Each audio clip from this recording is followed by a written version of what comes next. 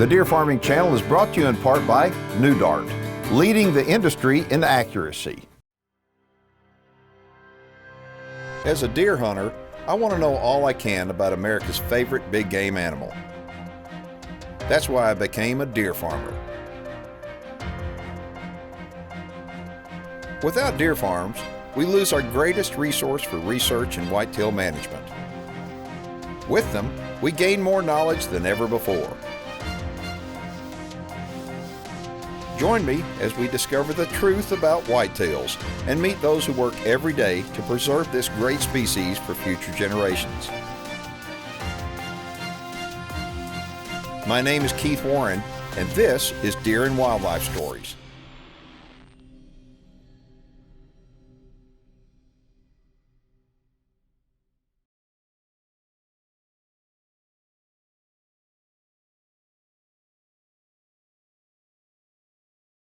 Today's Deer and Wildlife Stories comes to you from a very historic place down in Sweet Home, Alabama. We're at the foothills of the Appalachian Mountains, and back in the Civil War days, there was lots of history being made here. And today there's a different kind of history being made. It's history in the deer industry. I'm going to introduce you to my friend Rusty Weaver, and you're going to see why they call this place Sweet Home, Alabama.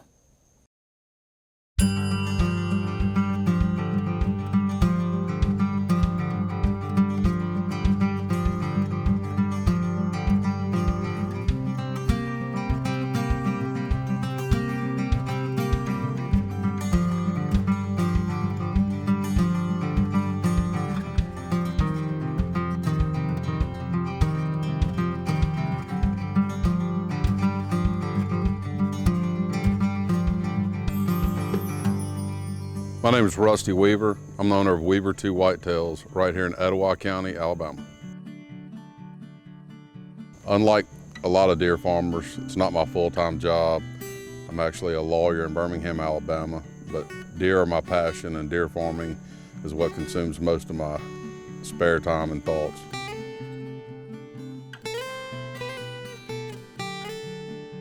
Our farm was established in 2006. We got our first deer in 2007, and since then Weaver Two Whitetails has produced some really good bucks. Let me tell you about Rusty Weaver. I met him about 6 years ago, and I didn't have any idea. He is an attorney by trade, but I don't know Rusty as an attorney. I know him as a deer enthusiast, and he is absolutely as nuts about whitetail deer as anybody I know. I've known Keith for many years now, and he had an opportunity to meet my oldest son, Michael, when he was a young child. And Keith was taken aback by his enthusiasm for whitetails, even at a very early age. And he stayed in touch with both me and Michael and kept up with his progress with regard to the deer business. And it's important for me to have the kids around Keith because he's such a great steward for this business and for deer. And the opportunity for the boys to be around him and learn the things that he brings to the table because of his vast knowledge and because of his great involvement in the industry is something that's very special to me and my family.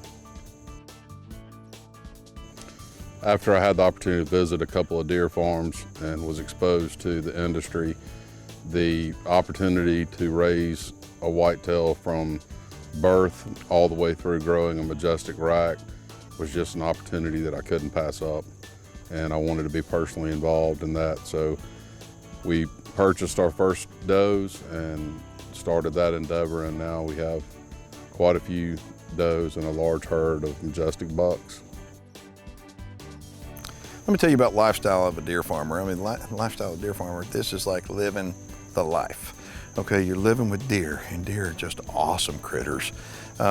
You have to work hard, you have long hours and stuff, but you share it with people that you love. You share it with people that love deer, and you know, you get up early in the morning, you go out and spend time with your deer, and you feed your deer, and you look at your deer, and you come back in the afternoon, you feed your deer, and you look at your deer, and you dream about your deer, and you're just with your deer. And the cool thing about deer farming is that you really can get away from the hectic day-to-day battles that we all have to do out there. And especially, can you imagine, Rusty is an attorney, so is it any wonder that he uses this as a stress relief? And he wants to be out here more in his law office, I guarantee you that. The Deer Farming Channel is brought to you in part by Record Rack Deer and Elk Feeds.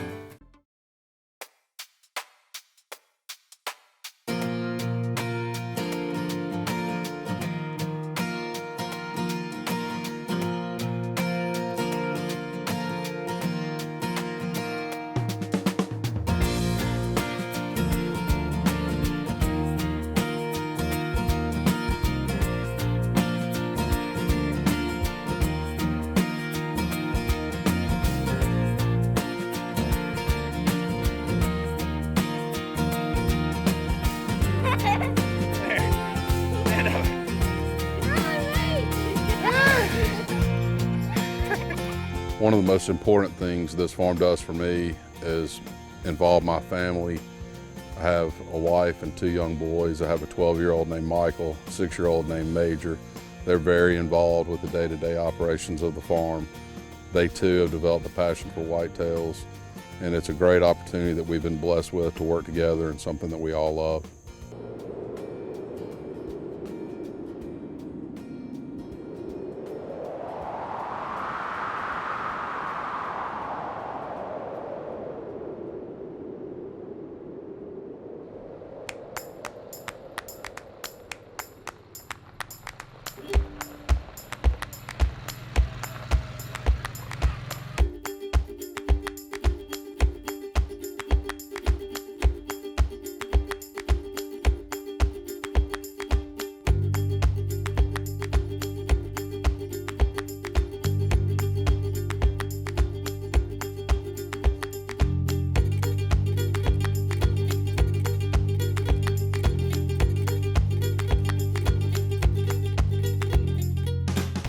Who do we have here, Rusty?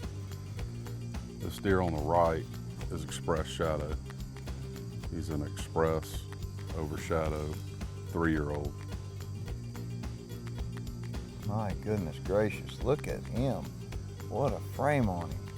He's an 8x8 this year. Okay. Now he's a 3-year-old, but these other guys down in here, these don't look like they're 3, they look like they're 2. What's the deal with that?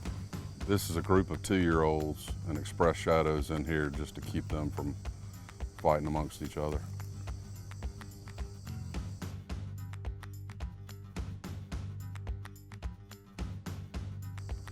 Wow.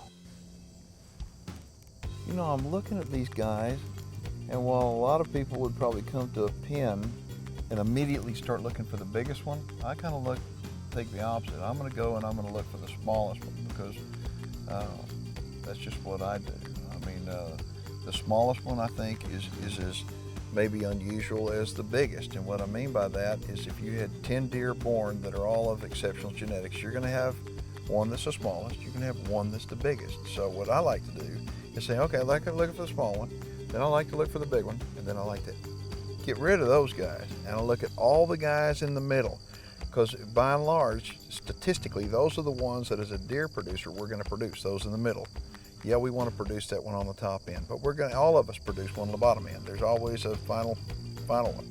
Okay, but the ones in the middle, your deer by and large, average right there is 2-year-olds. I don't know of a deer farmer in the country that wouldn't be very, very pleased to have deer looking like that at 2 years old. That's good. Now, how long have you been breeding? About 7 years. We got our first bucks in the spring of '07. Wow. So are the 1-year-olds this year better than these guys were when they were 1? Yes, definitely. If they're not, we're not doing something right. Listen to that. If you want to be a deer farmer, every single year what happens is if you're doing things right, you're stacking genetics up right. Every year, your deer get better and better. And so the younger the deer, the better genetics, just simply because you've got them stacked up right. So, all right, well, this is a very impressive pen of 2-year-olds, and Express Shadow is absolutely unbelievable. Well, why don't you take me over, let's take a look at the 1-year-olds. Let's go. The Deer Farming Channel is brought to you in part by New Dart, leading the industry in accuracy.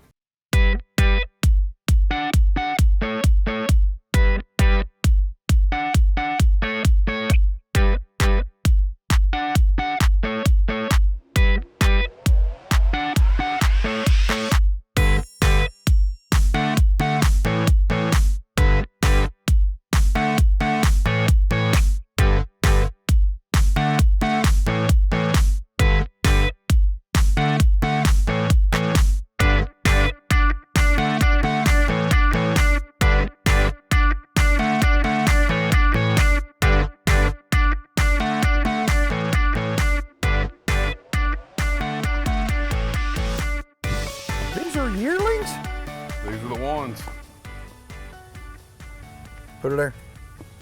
You got it. If I was so lucky, I'd have yearlings like that. Holy smokes! We are very proud of this group. Take a look at that, because what you're seeing right there, this man has been in the deer farming business for 7 years. 7 years, and he is producing that. That's unbelievable. Look at the frame on that one deer. Who is he out of? That's an XLT, son. Holy cow. Now, if that deer was in the wild, somebody would hammer down on him like right now. And that's what's a shame, because folks, it's genetics, genetics, genetics, genetics. And I think that hunters, probably more than likely than not, more hunters are watching our show than deer farmers, okay? And hunters, pay attention, because those guys right there, if you took them out at 1 year old, they'd never have an opportunity to breed. And take a look at that. When we say genetics, I mean, nutrition is a big key, but the genetics, that's phenomenal. Okay, that's out of XLT. Do you have any other XLT sons in here? All these big frames, wide big frames, long tines, those are all XLT sons. Come on. Several in that group right there, over 200. If these are sons of XLT, it's important to take a look at all these big guys. And we talk about genetics. These big guys are the result of their daddy. Their daddy mixed with the good blood on the mama side is producing that. And so now these deer right here, if somebody in Alabama is watching, wants to purchase some deer off of this farm, you can call Rusty Weaver, okay? Or if you live outside of Alabama and you want to purchase semen from any of these guys or any of the other deer on the farm, you can contact Rusty Weaver. But I'm just telling you right now, XLT, he's got to be the man if he's putting that on the ground right there. He's doing it consistently. How do you keep track of all your data? We have software, game management systems that we enter all of our deer in as they're born fawns, information regarding sire, the dam, and keep up with brothers and sisters of those deer so that we can have a good picture of what they are genetically. My gosh, and so the 2-year-olds that we just looked at, okay, those 2-year-olds, I'm looking how good they are. At 1 year old, they weren't this good? No, this is definitely a better crop. This right here, what you're looking at here, folks, is something unbelievable. Anybody watch our show for a length of time has known we always talk about anchor does, anchor does, anchor does. Well, let me tell you something. XLT has got to be an anchor buck. Let's go see him. He's getting it done. Let's go. Ooh, baby. The Deer Farming Channel is brought to you in part by Record Rack Deer and Elk Feeds.